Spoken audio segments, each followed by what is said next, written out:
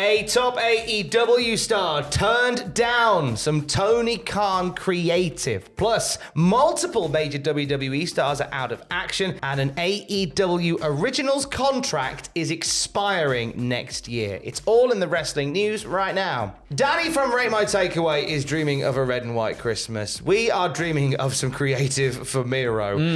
He hasn't had any in a while, according to Fightful Select. Dave Meltzer adds a little bit of meat to that story bone, doesn't he, Andrew? He does, yeah. So he was clacketying away on his little keyboard on the Wrestling Observer message board. Meltzer joined in the discourse around Miro, having apparently no creative plans in AEW. The original post on there was from Super Saiyan Lee, saying it is completely ridiculous, creative has nothing for this guy. And then Dave Meltzer replied, that was completely untrue. There was a creative idea for him. He didn't want it. They moved on until after the pay-per-view. They are talking new ideas right now. Meltzer also went on to suggest that the shutdown creative in question was then given to Ethan Page. And he goes on to say the guy who wins a bunch, talks a bunch, and sets up the guy getting the title shot in the end.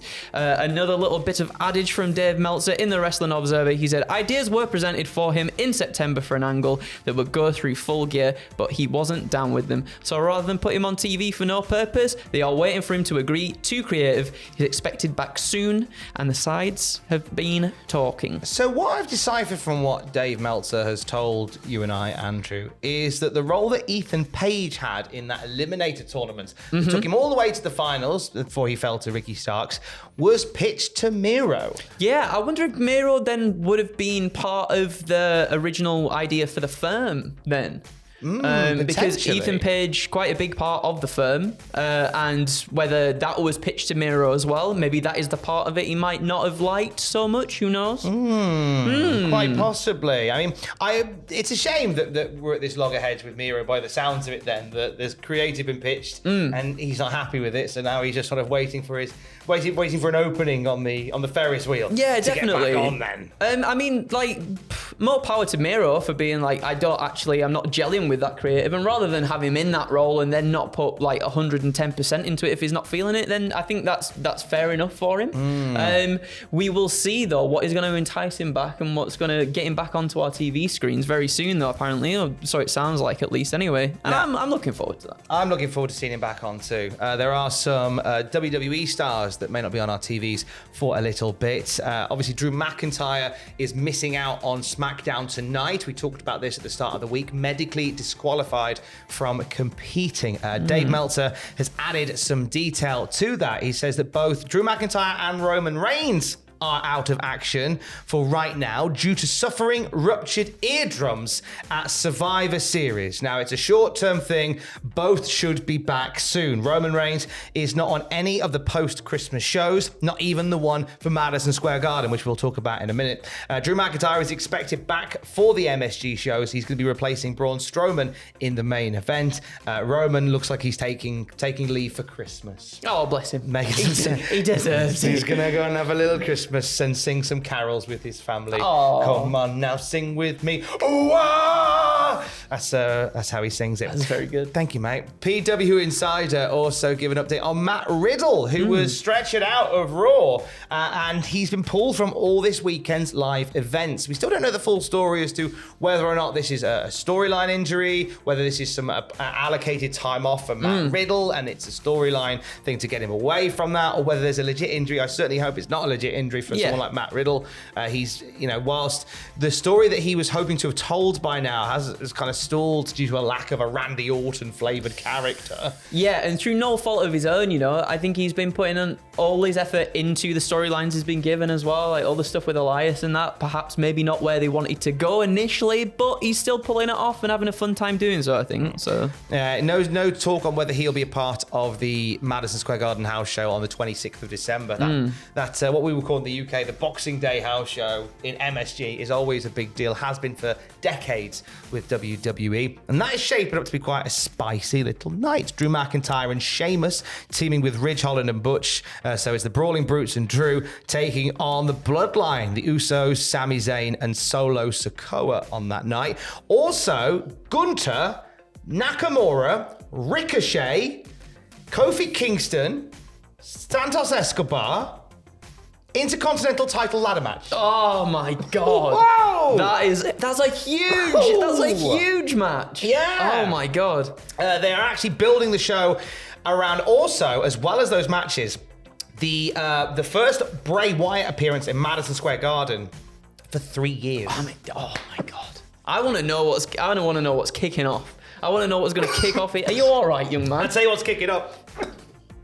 I've got a little something in my throat that's trying to come out. You okay? New lines at cultaholicshop.com. Get them right now. Why don't you spin the tumbler, make it fumbler, and let's see on cultaholicshop.com right now. Brand new items. We are talking brand new t-shirts. How about a Pudding Enjoyment Noises t-shirt? How about new hoodies? How about a tea time mug, courtesy of WTF Moments? Or how about... How you doing, buddy? Guess who's back?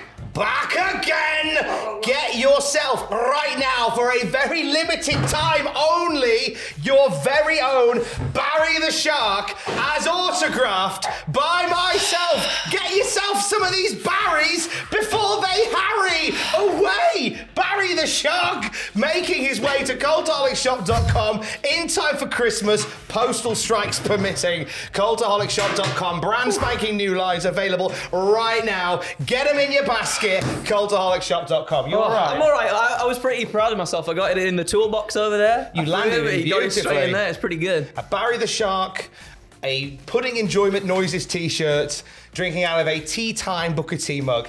That is the spirit of Christmas. Loads of nice stuff on there. Go and check it out for yourself. Cultaholicshop.com. Josh Alexander having a chat with Chris Van Vliet. He certainly did. And he talks about like AEW stuff, didn't he? He did. Yeah, let me tell you. He came. you. I apologise. Yeah. Don't you be daft, right? He came very close to signing with AEW. So he said to Chris Van Vliet, it was definitely on the table and it was definitely a thought and all this other stuff. But I wouldn't say it was too close because with all the stuff that had been happening and Impact, I really felt like I should stay. And at the time watching AEW, it didn't look like a lot of people were getting opportunities to do that stuff outside of like the top 20 people that were on the roster. You'd see people shuffle in and out to be there.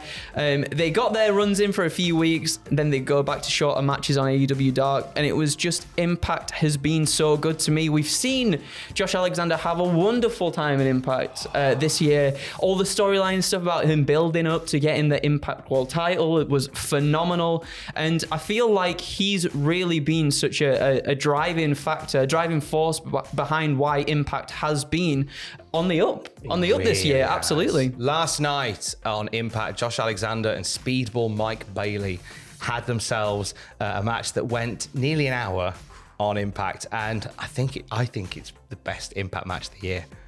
I haven't checked it out yet. Oh my god, it's very good. Block out an hour this weekend. Yeah, check that bad boy out.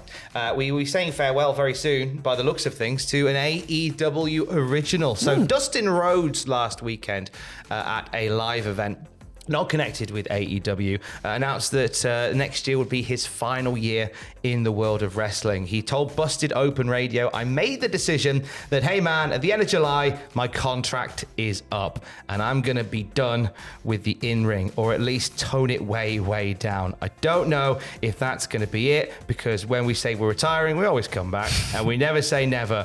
But that's what I'm looking for, an end date for my in-ring wrestling career. I want to get out while I can still walk, but still teach the kids, still coach, hopefully, if I'm allowed to do that. And occasionally make an on-screen appearance. I just don't want to embarrass myself is the main thing.